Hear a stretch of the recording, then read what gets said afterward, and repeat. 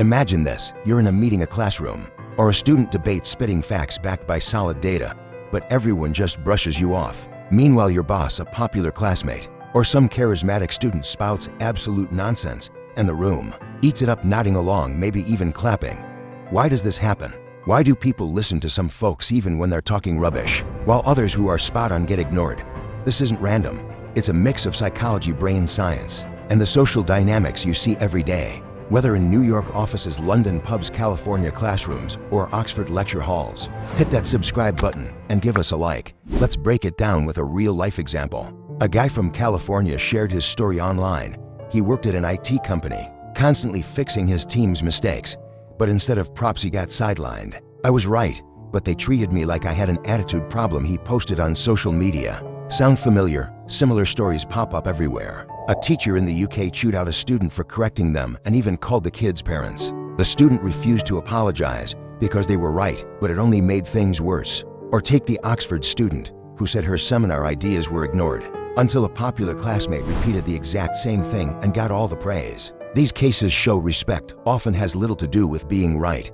People tend to follow authority over facts. Psychology explains this through something called authority bias, a mental shortcut where we trust and respect people who seem authoritative even when they're wrong. Studies suggest this is hardwired from ancient times.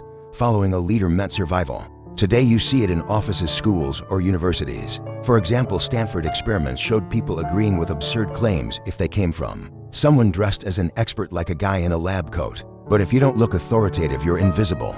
That's why how you present yourself matters. Dress sharp, carry yourself well, and people take you more seriously. Before a big talk, class, or presentation, think back to a moment when you felt on top of your game.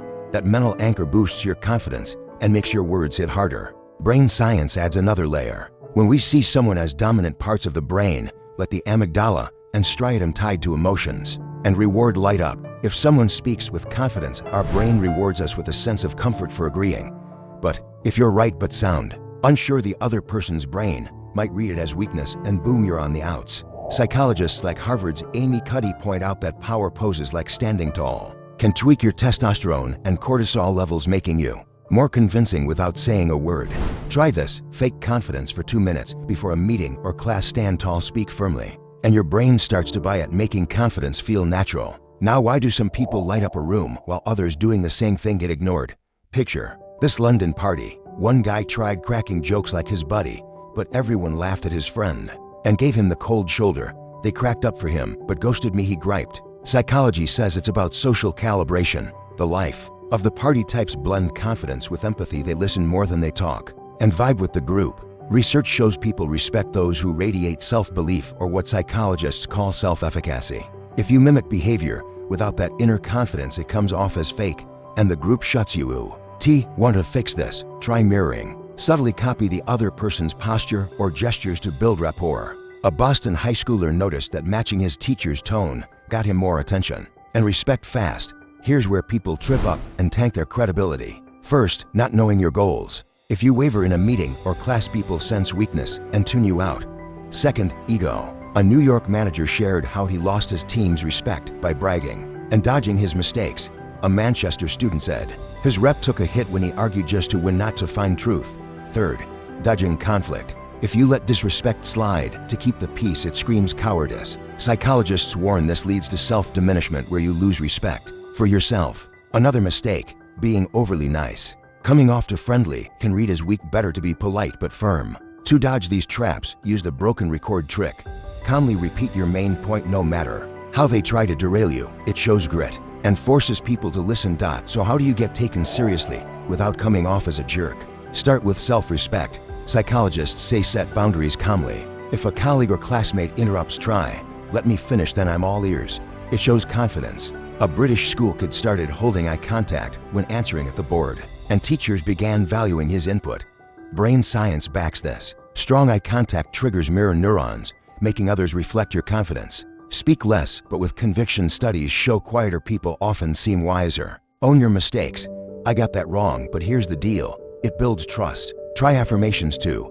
Tell yourself daily, "My ideas matter, and I speak with confidence," to rewire your brain for self-belief. Another trick, before a big moment, use the 5, 4, 3, 2, 1 method to calm nerves. Spot 5 things you See for you can touch. 3. You hear. 2. You smell when you taste. It grounds you so you speak with authority. What real-world moves earn respect? First, active listening. A Chicago woman said remembering names and details made her indispensable among friends. A London student noticed she got respect in class by asking follow-up questions that showed she cared. Second, consistency. Your words and actions need to match. A British entrepreneur said he earned respect by skipping pointless arguments and focusing on facts while getting the job done. A Los Angeles high schooler gained cred by helping classmates with homework without flexing about it. Third, help without expecting anything back. Studies on influence show altruism boosts your status. Fourth, posture. Amy Cuddy's research proves power posing shifts how people see you as a leader. To level up, visualize success before a class meeting or seminar. Picture everyone hanging on your words. It primes your brain to act the part. Bottom line, respect isn't about being right, it's about how you carry yourself. From Manhattan office workers to LA school kids and Oxford students, real people prove it. Change your behavior and the world shifts with you. Science and psychology hand you the tools. Work on confidence, set boundaries, and listen to your brain. Don't wait for people to notice you. Become impossible to ignore. And don't ditch the real, you just be your best self.